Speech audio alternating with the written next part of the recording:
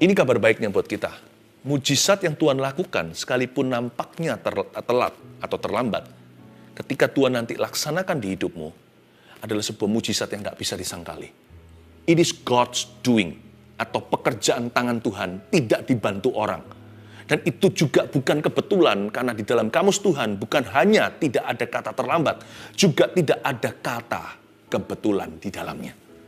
God wants to do something real in you. Sesuatu yang nyata di dalam hidupmu. Nah, sekarang di ayat 19 bunyinya, di situ banyak orang Yahudi telah datang kepada Marta dan Maria untuk menghibur mereka berhubung dengan kematian saudaranya. Ketika Marta mendengar bahwa Yesus datang, ia pergi mendapatkannya. Marta langsung lari. Ini si Meme. Marta ini adiknya Maria. Ya, Maria itu taciknya.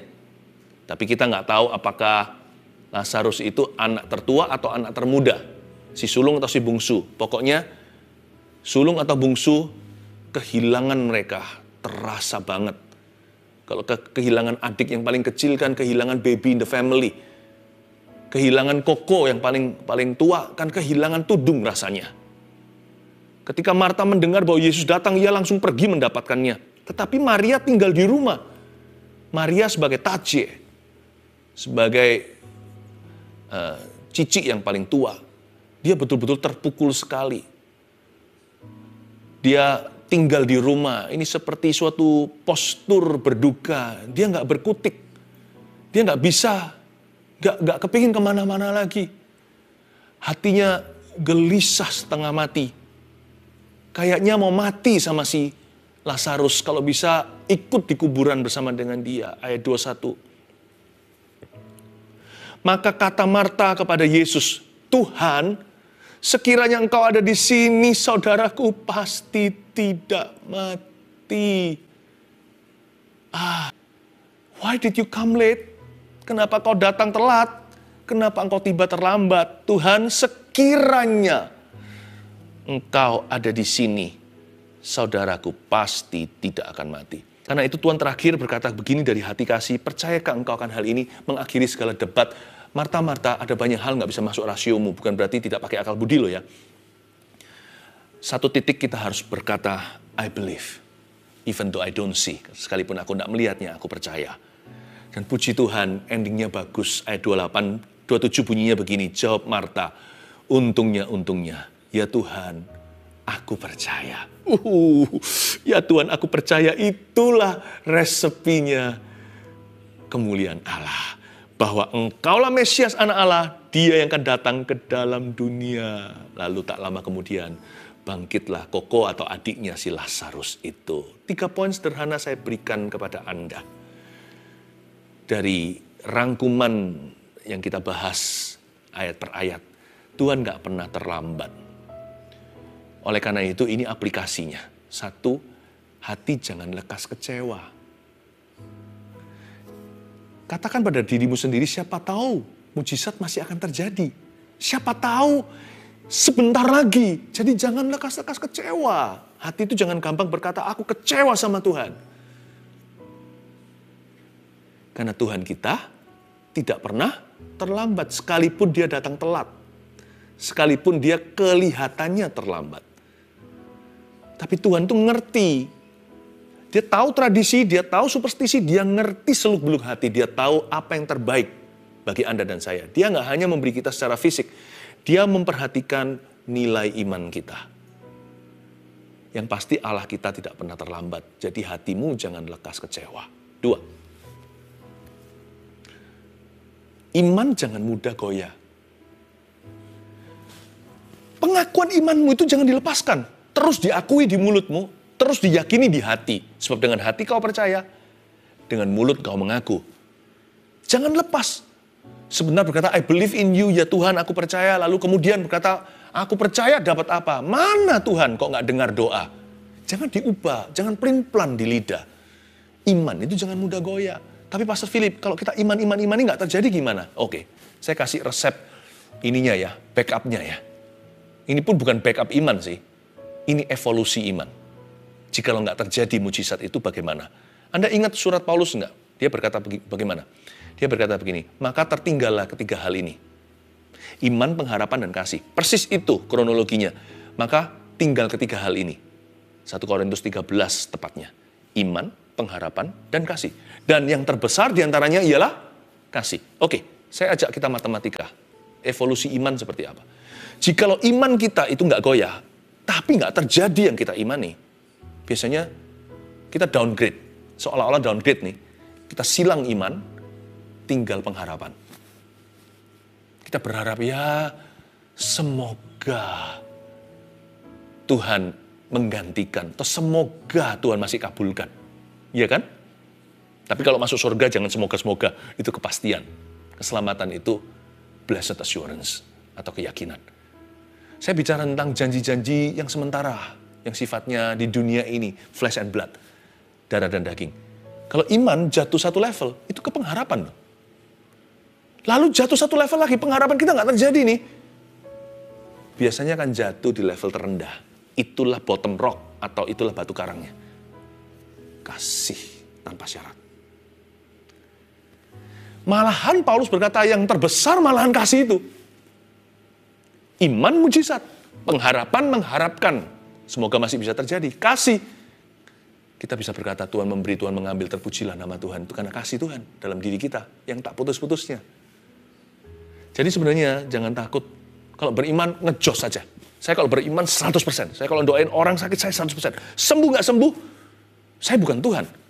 Tapi kalau saya beriman 100%. Tidak 99 loh ya. Kalau orang itu sakit tambah parah, nggak usah diimani, pasti lebih parah. Kalau masalah rumah tangga yang berantakan kita biarkan juga pasti akan semakin kronis, semakin toksik. Ngapain saya berdoa kalau saya nggak beriman? Biarin aja. Itu bukanlah syukur tidak mengubah keadaan. Syukur mengubah Anda yang bersyukur di dalamnya.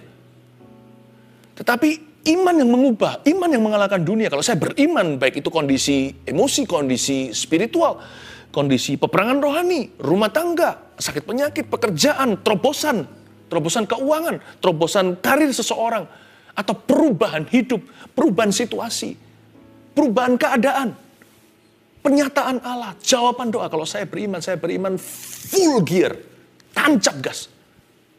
So, saya nggak takut kecewa. Kalau iman saya itu murni dari firman, saya di downgrade pun masih ke pengharapan. Di downgrade lagi saya masih punya kasih. Saya nggak akan pernah kecewa sama Tuhan. Kasih itu nggak bisa kecewa.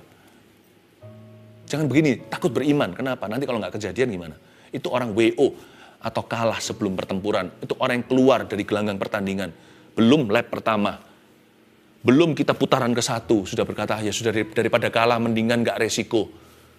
Daripada kalah, mendingan gua pasti nggak menang. Lebih bisa nerima. Kayak seperti itu, nanti lama-lama kita jadi pecundang. Iman jangan mudah goyah. Tancap gas. Let's believe in miracles today. Sekalipun orang mau bilang, mujizat-mujizat yang dicari, terserah mereka. Terserah. Karena orang-orang itu tidak akan jadi solusi buat sesamanya. Kita yang percaya jadi solusi. Meskipun ujungnya bukan manipulasi, ujungnya adalah kasih. Kalau enggak pun gimana? Saya tetap akan percaya. Seperti Habil, darahnya dari tanah itu berseru dengan iman. Mendingan saya mati, tetap beriman, dan sekalipun tidak melihat apa yang saya iman terjadi. Saya pulang ke surga membawa iman. Imanku tidak akan tercuri. Terjadi atau tidak terjadi apa yang kuimani, aku tetap akan beriman. Karena imanku pada firman Tuhan. Tuhan berkata, dia Yehova Rafa, I believe in healing. Saya percaya dalam kesembuhan. Tuhan berkata, Yehova Jireh, Allah yang menyediakan atau Allah yang mengadakan, saya percaya kepada pemeliharaannya. Saya percaya satu persatu. Dan kalau Tuhan berkata, aku adalah Allah yang kudus, kudus-kuduslah hidupmu dan hidupku. Jagalah kekudusan. Yang terakhir, kalau hati jangan lekas kecewa. 2, iman jangan mudah goyah, karena Tuhan tidak pernah terlambat. Yang ketiga, ini pewahyuan umumnya buat kita. Mujizat masih terjadi, my brother and sister. Ini yang membuat hidup itu bergairah. Miracles still happen. Yes, even now. Yes, even now. Mujizat masih terjadi. Termasuk sekarang pun Tuhan masih bekerja. Dan saya percaya hari ini adalah hari yang Tuhan tentukan untuk Anda mengalami sebuah mujizatnya. Marilah kita bersyukur dan bergembira di dalamnya. Izinkan saya interupsi sebentar, saya melihat lemari. Saya melihat juga kulkas. Saya nggak ngerti maksudnya, tapi dengan cepat Tuhan beri hikmat.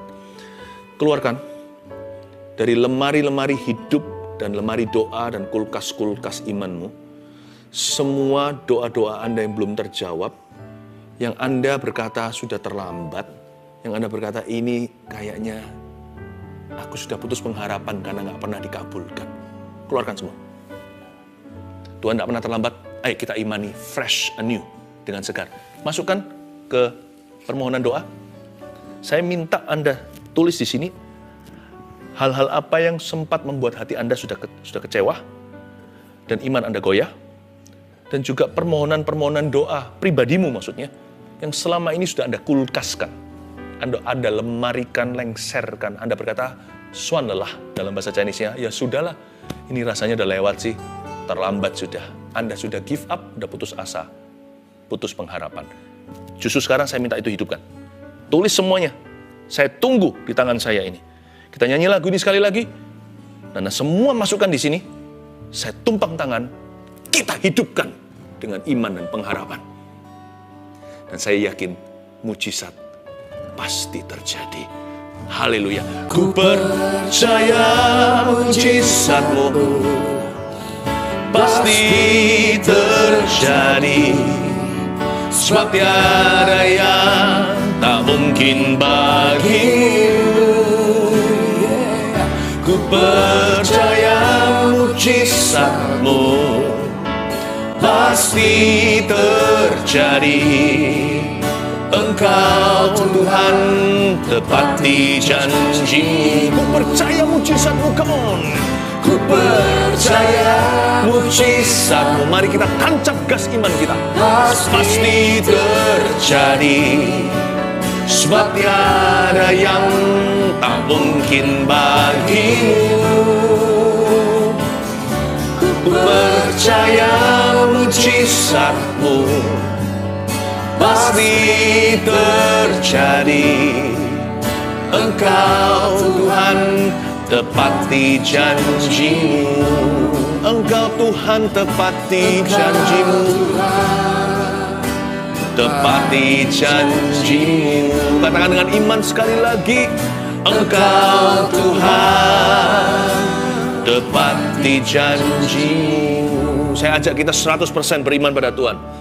Mari kita semua ulurkan tangan ke depan. Inilah permohonan-permohonan doamu. Saya tumpang tangan di dalam nama Yesus Kristus. Oh haleluya. I'm having faith with all my friends here. Dengan seluruh jemaat yang terkasih. Keluarga besar saat teduh bersama ini. Kami beriman 100%. Bukan 99 ya Tuhan. Iman kami pasti lebih gede dari biji sesawi. Terima kasih Tuhan. Hamba berdoa untuk semua pakaian usang harapan mereka yang pupus ini. Kau hidupkan sekarang di dalam zaman. Dalam nama Yesus, the era of their miracles has come. Era mujizat mereka telah tiba. Sekalipun tidak satu persatu bisa dinubuatkan atau hikmat marifat, tidak satu persatu hamba bisa ucapkan. Puluhan ribu orang soalnya. Ribuan saat ini doa sedang masuk ke sini. Tuhan tilik satu persatu melebihi hikmat marifat dan nubuat. Tuhan jamah. Every miracle I do not mention. Mujizat yang tidak sekarang kuucapkan ya Tuhan. Di dalam acara ini. Tuhan kerjakan dengan limpahnya. Dalam diri orang yang percaya. Dalam nama Yesus Kristus.